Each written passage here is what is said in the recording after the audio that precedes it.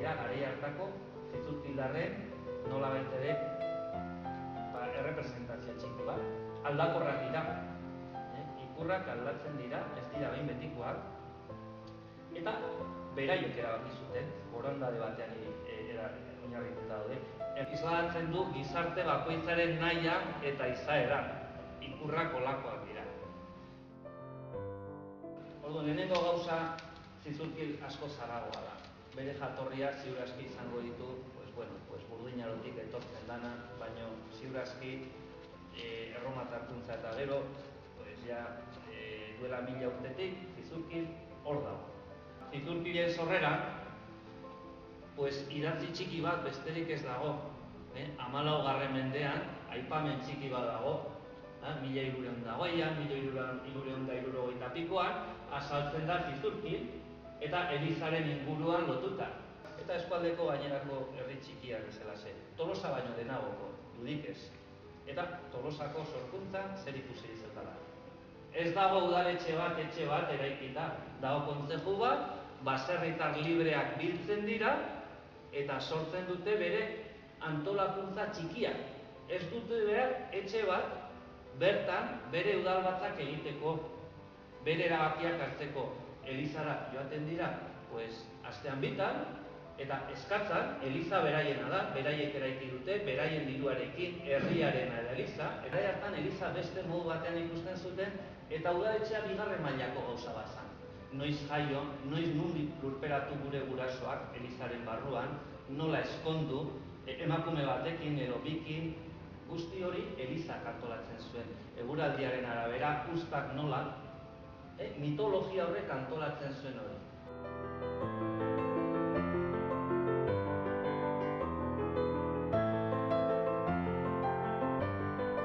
14. mendean, sartzen dira Tolosarekin, Tolosak ez du jaten zizurkil.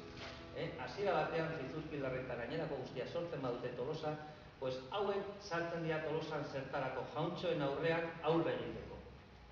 Eta gero ja, Tolosan barruan, Tolosako kontzeptua kontrolatzen zutenek, nahi zituzten inguruko herri txikiak jarraitzea azpian eta zergak jaso. Eta gogo sartu bazan, gero borondatez atera nahi zuen eta bere izaera lortu nahi zuen eta Tolosatik alde egin.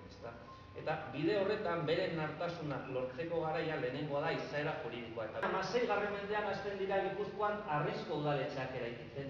Hemen, 18. mendean eraikitzen dute aurretik daude beste aipamen batzuk, baina hasieran 16. mendean, 17. mendean, 14. mendean, 15. mendean, zizurkildarrek eta gainerako hemengo herri txikiko guztiek ez dute beharra ikur bat, armarri bat edukitzeko. Orduan, hasiera batean, zizurkilen ez dago armarririk. Ez dago armarririk, nolabait ere, Tolosatik alde egiten duen arte. Orduan armarria ez dator bat herri baten sorrerarekin. Bigarren mailako gauza bat da ikurrak, ze ikurrak mota. Gu bezala, gu lehenengoa gure nortasun agiria daukagu. Eta hau, halako agiri bat, edo halako agiriak ez daude herri guztietan, Tolosan ez dago. Armarria, nundi datorren zizurkilgo armarria, armaz inguruko aditu bati ordaintzen dio hemengo udalbatzak eta lehenengo marrazkitxoa hemen dago.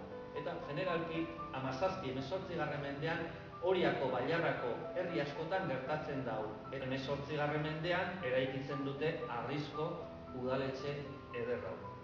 Beraz, hemengo barrokoa oso hotza da, oso ekilibradoa, oso razionala da, eta fatxadan azaltzen da armarri barroko hau.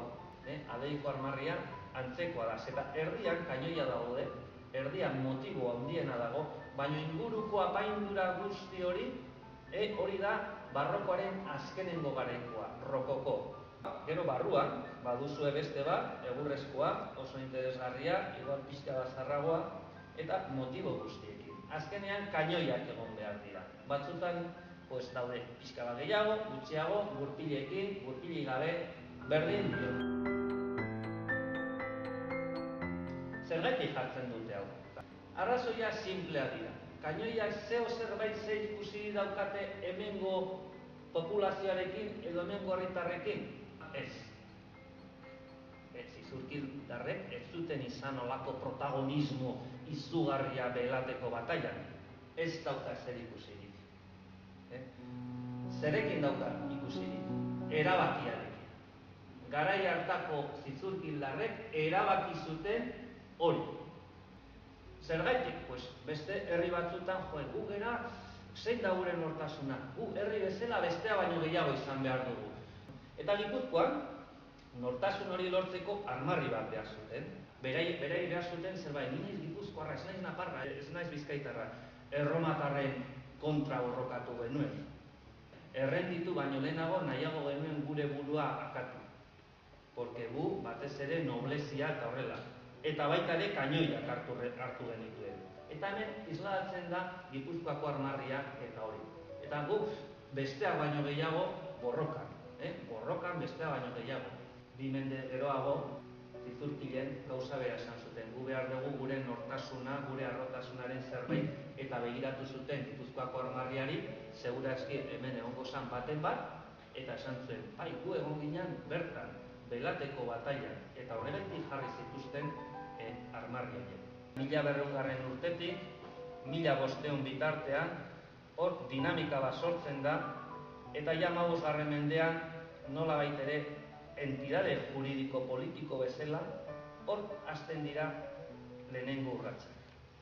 Iraultza soziala eta ekonomikoa. Jauntxoek mantendu nahi dituzte nekazari guztiak, artzai guztiak bere azpian. Eta hemengo jauntxoek eraman nahi dituzte hemengo nekazariak area. Oraindik indarra daukate. Aldaketa horiek, naizta garaipena izan, pizkanaka joten dira. Eta komunikabideak eta aginduak ez ziren gaur egun bezain arinak. Eta horiek eramaten dituzte eskualdekoak harrapatzera kainoiek, Belateko kainoiak. Horiek nahi dute berriz ere protagonistak izan zeintzu ziren gerreroak, jauntxoak. Zeintzu ziren langileak eta bizitza osoan baratzan edo mendian hartaldearekin bere azpian zeudenak. Zer egin zuten zizurkildarrek? Bere jauntxoek edo bere loturak, elemen loturak, agintzen zuten, agindupean, joan behar dutelako, eta erregearen alde egin dute. Baina batez ere jauntxoek eragin da. Talde handiena, beste aldean dagoena, atzekaldean daude lanskete aleman batzuk, kainoiekin. Eta horien gainean sartzen dira, horien kontra, beste euskaldun batzuk. Eta lansketa segitun juten dira, dauzten dituzte kainoiak. Eta baten bat, barranko batera botatzen dute, eta orduan harrapatzen dituzte kainoiak. Zizurkildarren parte hartzeak, hitzetan, 3. mailakoa ez da arrazoi bat. Ez da arrazoi bat kainoiak asaltzeko. Zer nolako kainoia zeuden? Garaiko ejertzito onena, espainola, dira munduko onena. Lehenengo aldiz hemen ikusten dira halako armak beraien eskutik, beraientzat harridura. Orduan hori da boterearen ikur bat, eta horregaitik baita ere zizurkildarrek bere momentuan esaten dute, hau hain poderotsua da, hain tal, eta guk izan genuen izugarrizko garaipena, hasten dira burua berotzen, eta hortik etortzen da. Belate garaiko moduko kainoiak, horiek dira azaldutako batzuk, ja horrelako 6 ditugu, 14 kilo, 900 gramo bakoitza, burnia da, mazizoak dira, eta aurkitzen ditugu zonalde hauetan.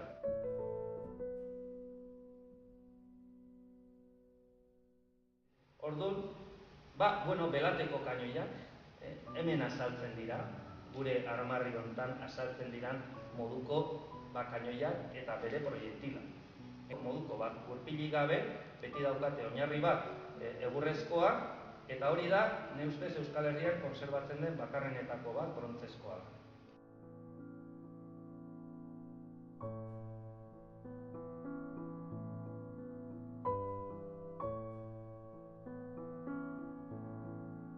Eta momentu honetan, 2012an, gogoeta bat egiten da. Gogoeta bat egiten da zilegia dana eta zuzena. Eta gu ja daukagu formakuntza historikoa.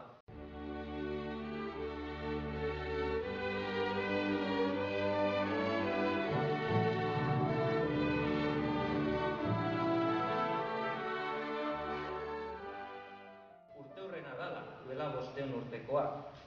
Arrazoi kulturalak ditugu, armarri honetan azaltzen dana aldatzeko, politikoak, eta beste arrazoi bat, praktikoak. Adibidez, askotan gertatzen da. Ezke ikurra hau zarkituta dago eta ez du funtzionatzen, aldatu egiten dute ikurra. Eta hemen armarri honetan, baldin bat zegoen, zerbait errepresentatiboa gure herriarena, hori mantendu igual, baina honek ez dauka ezer ikusi. Euskal Herri osoan dagoen armarri bakarra bere osotasunean Nafarroaren konkista aldarrikatzen duena da Zizurkil. Ikur identitario baten beharra. Eta Zizurkilgo armarria ikusten dugunean, nork ikusten du kainoi horietan edo armarri horretan Zizurkil?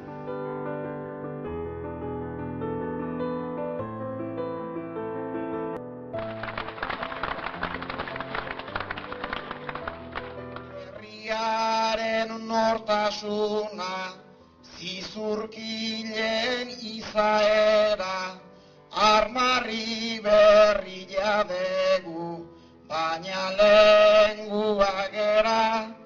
Armarri berria dugu, baina